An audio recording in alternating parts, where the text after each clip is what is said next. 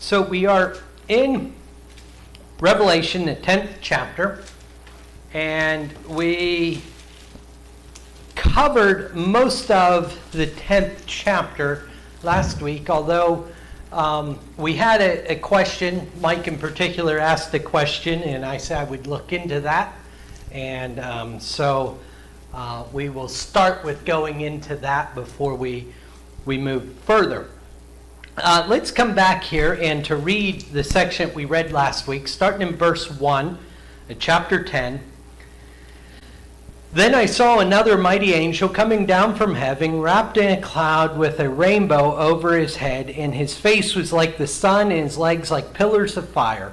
He had a little scroll open in his hand, and he set his right foot on the sea and his left foot on the land, and called out with a loud voice like a lion roaring. When he called out, the seven thunders sounded. And when the seven thunders had sounded, I was about to write, but I heard a voice from heaven saying, "Seal up what the seven thunders have said, and do not write it down." And the angel whom I saw standing on the sea and on the land raised his right hand to heaven, and swore by him who lives forever and ever, who created heaven and what is in it, and earth and what is in it, and sea and what is in it, and that there would be no more delay, but that in the days of the trumpet call to be sounded by the seventh angel, the mystery of God would be fulfilled, just as he announced to his servants and his prophets. So I suggested last week that this angel seems, in my mind, to be most likely Jesus Christ himself.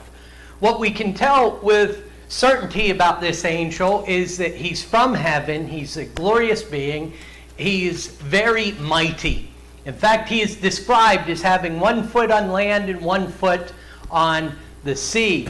And so he's immense. And in his right hand, he has a little scroll. I believe the description of little scroll differentiates this scroll from that of the original scroll, of which we are in the process of opening with the 7 seals on it. It seems most likely to me, particularly in light of what follows, that this little scroll is likely paramount to a divorce decree. That what we are going to see in the chapters to follow is that God is going to divorce or put away his prostituted bride. I had said that early on that the view that I see of Revelation is a persecuted church or bride. That then we have a sevenfold judgment on the persecutors. We're in the midst of that. And then we see a prostituted bride. And then we see vengeance taken on the prostituted bride and the beast she's riding on. And then we see the true bride, the loyal bride, being carried through the threshold at the end of the book. So with that, I believe in my mind that chapter 10 is at the very end. We're about to open the 7th seal. And so we have a final decree that God is about to be done with these people. Now, I have before you chapter 10 and verse 6, because that, I think, in detail is the light of Mike's question. And Mike, when I'm representing you, if I represent you wrong, set me straight, please. But I think there's a difference of views between Mike and I, in that I'm presenting not only these things to be in the past, but to have been fulfilled by 70 A.D. Mike is looking at from a standpoint that it seems to him that most of these, and some of you else might be in this book or in this camp as well, that a lot of these things are still in the future, even what we're reading about. Is that correct, Mike? It is. Okay. So I wanted to start by saying, and I've kind of hedged around that issue, and here's the reason that I've hedged around that issue is I don't want to take a strong defense of what I'm presenting and be dogmatic in disagreeing with Mike's position, because I've said in the beginning, this book is very symbolistic. It's full of symbols, and the primary message, that of victory of God's people, is crystal clear throughout the book. The details of the symbolism are not. And so, if we disagree on when these or if these have taken place yet, to me, that's certainly not a serious matter of faith. Having said that, it's certainly worth digging into and thinking. Really, I think that is the benefit to all of us, is to have an exercise to dig into Scripture and to look at possibilities and to try and decipher as best we can what we believe God meant with these, in my mind, in the New Testament, anyhow, the most difficult writing that we have. So, Mike had a very good question, and that question was that I've suggested throughout the entire book of Revelation that where we have read interpreted earth, that word more likely means land. That it is referring to the land, the promised land of Israel, and then elsewhere in other places, it refers to the Roman Empire. But that for the most part, it does not refer to the entire globe. And how we understand that single word has a huge impact on how we see this book. Because so many times we read that this tribulation, this trial, these judgments are going to come upon the entire world. The Greek being GES. If that means the globe, then that was not fulfilled in 70 AD. If it means the land, then there is a real distinct possibility that it does mean that it was fulfilled, or at least it's a possibility as we consider that word. So Mike had a great question. He says, Mike, you've suggested that this means land. Is it the same word being interpreted here in chapter 10 in verse 6 that is land? And the simple and quick answer is yes, Mike, it is. GES. So then I think the question becomes, does that mean, because in this verse it obviously means the world, doesn't it? God created more than just Israel, didn't he? He created more than just the Roman Empire, didn't he? He created the whole globe. And that's obviously what is being referred to here. Can you think of any word in the English language that we use in a similar sense to mean an area, a location of varying degrees?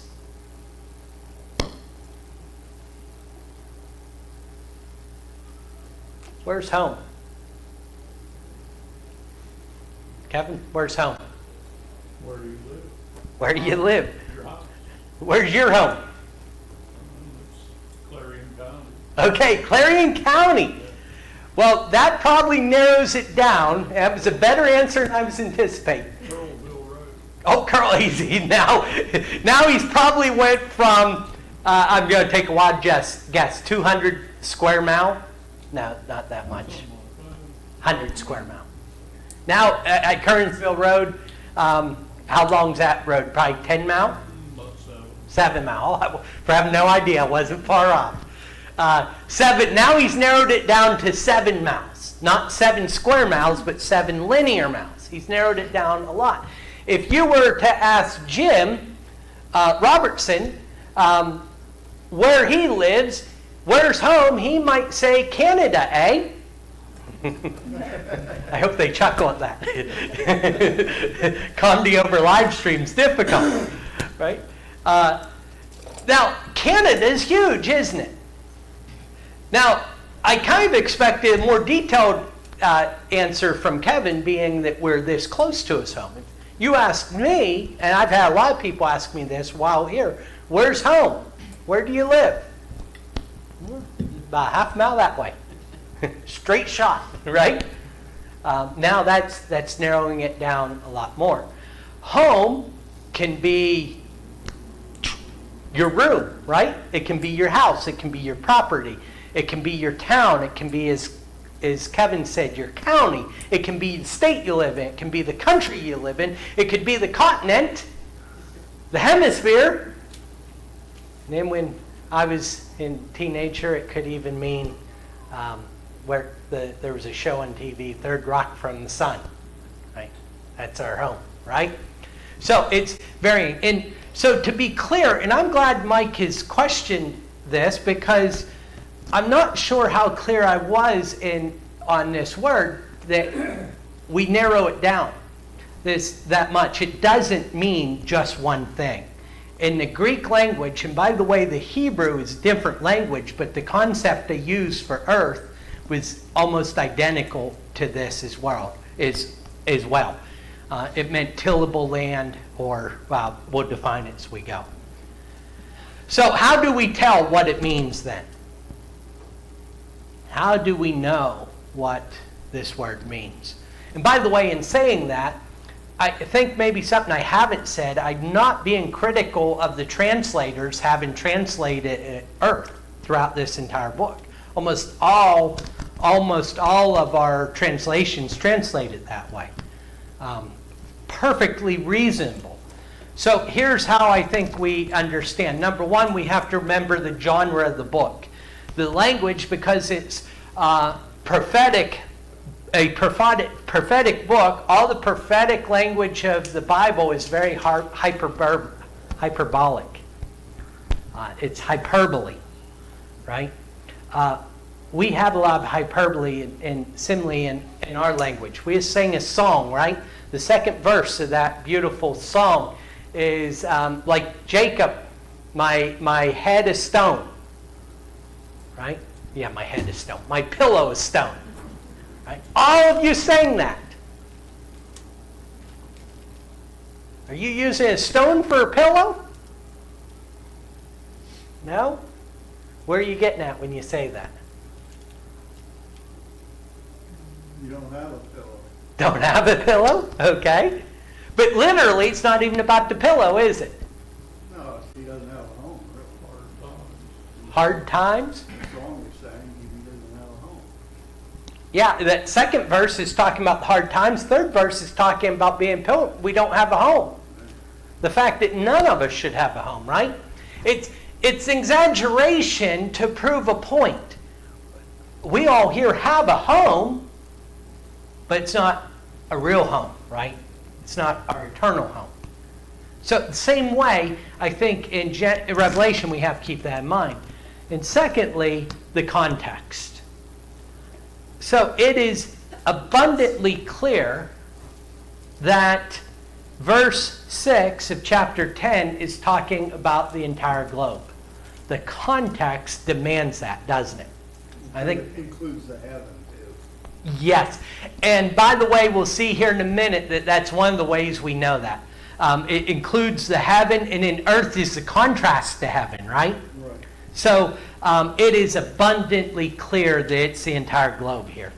Here is this Greek word, okay, that I have on the screen before you. And that's a lot of writing. I don't expect you to read it all. I'm just going to point out the highlighted sections here. There are 5 different interpretations. I have them highlighted. My laser doesn't work. Whoops. Kevin, did you know neither laser works? Oh, they work better if you hit the laser button. So, up here, earth is arable land. Right? That's one interpretation. By the way, we read in the Hebrew, very similar, we're made of earth. We're made of tillable land, right? That's one of the translations. Secondly, earth is a whole, the world. In contrast, weather the heavens. right? That's what we're dealing with in that last verse. Thirdly, and you could come through, you don't even necessarily have to agree with how all these verses are labeled.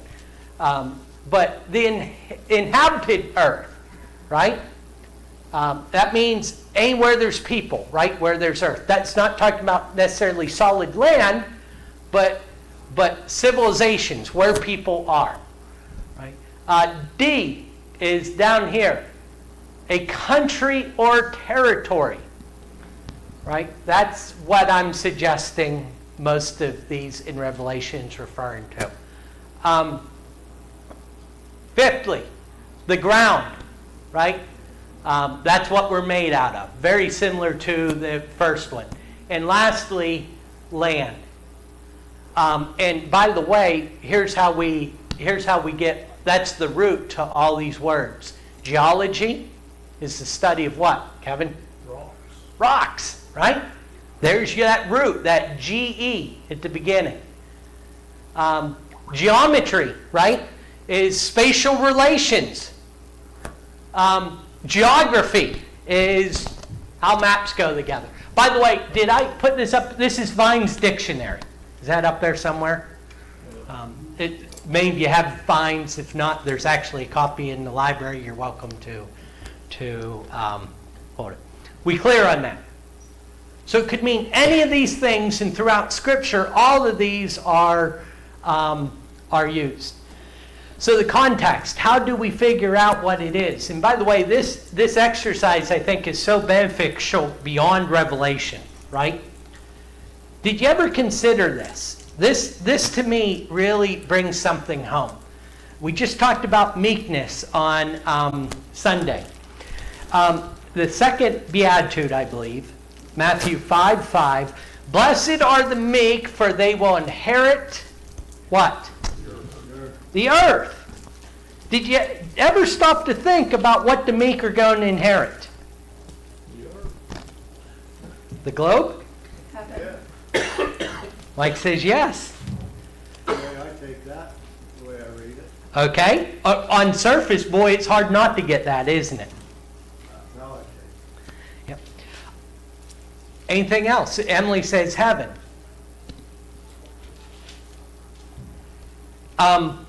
I'm going to suggest, and then I'll attempt to prove this. I'm going to suggest to you that literally to the people he's talking to, it meant the promised land, Israel. In actuality, it means heaven, because Israel was a type of the heaven. Consider, if you would, turn to the Beatitudes, Matthew 5. Now, you have to ask yourself, is Jesus making many, many, many different promises, or is he saying, if you do these things, you will be the people of God? My suggestion to you is he's not making many, many, many promises. He's saying, do these things and you'll be the people of God. Verse 3. Blessed are the poor in spirit, for theirs is the kingdom of Emily. Thanks, Kevin. Heaven. Okay, so if we're poor in spirit, you'll inherit, or yours is the kingdom of heaven. Fourth verse. Blessed are those who mourn, for they will be comforted. Well, there's not a kingdom associated there, but it's synonymous with yours being the kingdom of heaven, isn't it? Because that's where our comfort is. Now, verse 5. Blessed are the meek, for they will inherit the earth. When we understand what that Greek word means, in context, I believe, Jesus is referring to the land. What was the promise to Abraham? They would inherit the land. The curses to them. If you refuse to be my people, you'll be thrown out of the land. Right? Jesus is saying, because at what point are the meek going to inherit the earth? The meek get trampled on earth. That's kind of what part of what we dealt with on Sunday. But if we see that promised land in there, that takes on a very different idea. Blessed are those who hunger and thirst for righteousness, for they will be satisfied. Or King James, I believe, says filled. Right? We don't expect them to, everyone's hungry to be fed. Physically, it's talking about being fed spiritually. Blessed are the merciful, for they shall receive mercy. Blessed are the pure in heart, for they shall see God. Blessed are the peacemakers, for they shall be called sons of God. Blessed are those who are persecuted for righteousness' sake, for theirs is the kingdom of heaven. They're all one promise. And earth there refers to the land. You don't have to necessarily agree with me just yet. Think about it. But am I clear at least? You see where I'm coming from? Okay. Now, check this out. Just, you're still there in 18? Or in chapter 5, go to verse 18. The same exact word here. For truly I say to you, until heaven and earth pass away, not an iota, not a dot will pass from the law until it has been accomplished. Now, context there demands the globe, does it not? See the contrast? Same word used. But look at the difference in what Jesus is talking about. He's talking about the physical commandments of the law not passing before the earth passes, but they will be fulfilled. Okay, Revelation 21 and verse 7. Then I saw a new heaven and a new earth, for the first heaven and the first earth had passed away, and the sea was no more. Now you say this is in contrast to the heavens, right? It's got to be the globe. However, that mansion we have sang about, I didn't tell Kevin to sing that song. He's got an uncanny ability to find these songs. The uncanny, or the mansion we sang about, it's not a mansion here on earth. It's a dwelling place, right? That's what we're talking about here. A new dwelling place where all is new. Isaiah 65 and verse 17. I'm going to let you go to that verse. The same exact statement's made there. Look at it in context. It's talking about the Israelite nation, the Jewish nation, being the old. He says the old will not be remembered anymore. You know what the old earth is? The Jewish nation. See, you're all turned there anyhow, so go ahead. I was going to rush through, and you're interested in it, so that's good. We'll go there. Isaiah 65.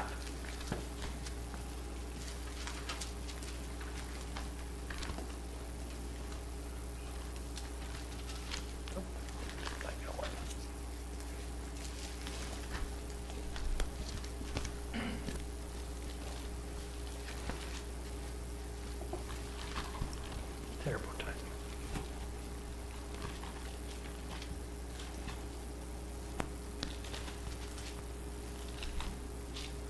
Go ahead while I'm fumbling here. And Bob, are you there? Isaiah 65 and 9. 17. For behold, I create new heavens and a new earth, and the former shall not be remembered nor come into mind. Okay, in context there, the former earth is Israel. He goes on to talk about the blessings of the new earth. What's the new earth there? It's the church, right? He's going to create a new nation, right? Inhabitable place. Okay, come back to Revelation if you would. Chapter 3 and verse 12. The one who conquers, I will make him a pillar in the temple of my God. Never shall he go out of it. And I will write on him the name of my God and the name of the city of my God, the new Jerusalem, which comes down from my God out of heaven, and my own new name. There we see the new Jerusalem, right, coming down out of heaven. Now, this is not the same word, is that GES. I'm not saying that. What I'm saying is this idea was a very part of how they saw things. So they described it even where this word is not used. It's interesting because earlier in that very same chapter, we read about the trial coming upon the entire earth, right? That same trial. Okay, back to Romans. That's why I put these on the screen here. In context again, Paul said to Romans, "First I thank my God through Jesus Christ for all of you, because your faith is proclaimed." Now the word is not, or yes, here it is. In all the world. Now, was the faith of the Roman church proclaimed throughout the entire globe when this was written? No. He's talking about the entire Roman Empire, right? That GS is used there in Romans 1 and 8. Romans 16:9. For your obedience is come abroad unto all men. Or your obedience is come abroad unto all men, or is known to all men. Right? Now that word is not used here, but the idea is, it's a hyperbolic language. When he says all men, he's talking about the known world. He's not talking about the entire globe. He's not talking about the Indians over here in North America, right? The same thing in Colossians 1 and 6. He says, which is come unto you as in all the world. He's talking about the gospel there. In 1 and 23, he says that that gospel has been proclaimed or preached to every creation or creature, right? Which is under heaven. Well, there that language is being used not to mean the globe, but the land. Last one. To Thessalonica, he wrote, from you sounded out the word of the Lord, not only in Macedonia and Achaia, but also in every place your faith to Godward is spread abroad, so that we need not to speak anything. Again, that word is not used here, but we see the concept, where we're talking about everywhere, but really we're talking about the Roman Empire. Questions or comments on that? So, Mike, what I've done here is not proved that everywhere I'm suggesting it means the land. I've simply, I think, proved that it's a possibility, and that we have to look at the context to decide which it is. Right?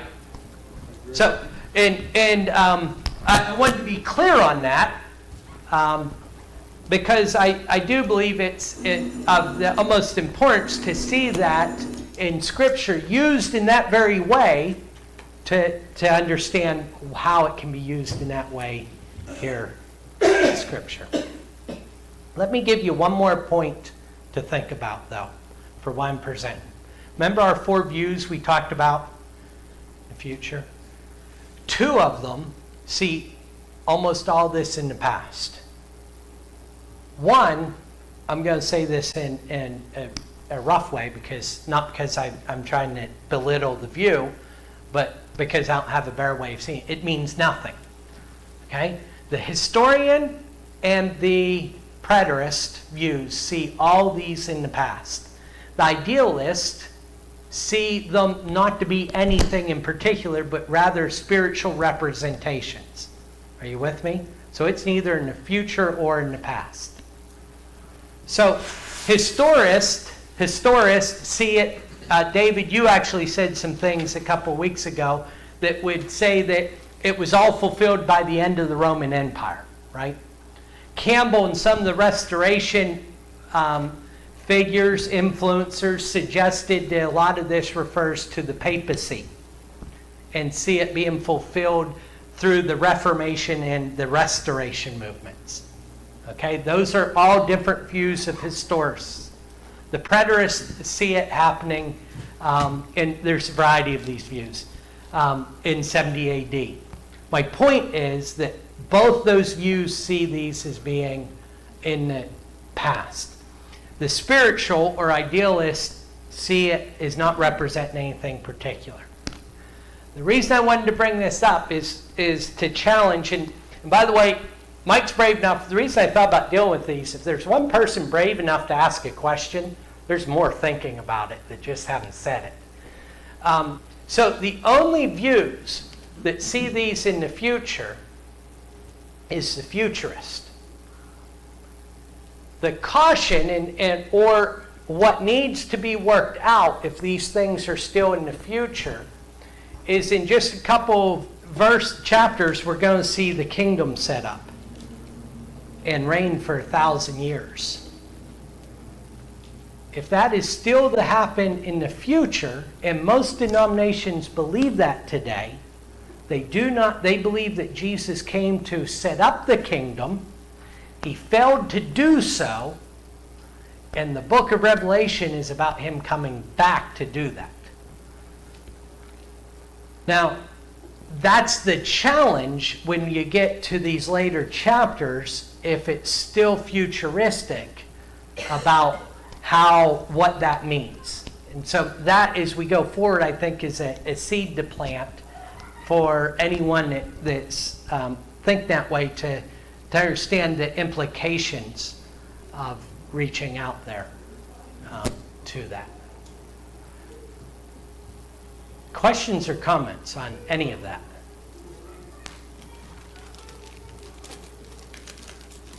That did, hey, you want to sing that song, Kevin? I don't even know what it is. Rock That's Higher Than I. I just plugged this in Saturday. That did take up our class, but I wanted to do that for a couple reasons. I think it's a good exercise for all of us to think through. There's certainly people around that's beneficial. I've not tried to lay down edicts that say this is how you must believe, but I think there's all for all of us to dig into there and look at. Thank you.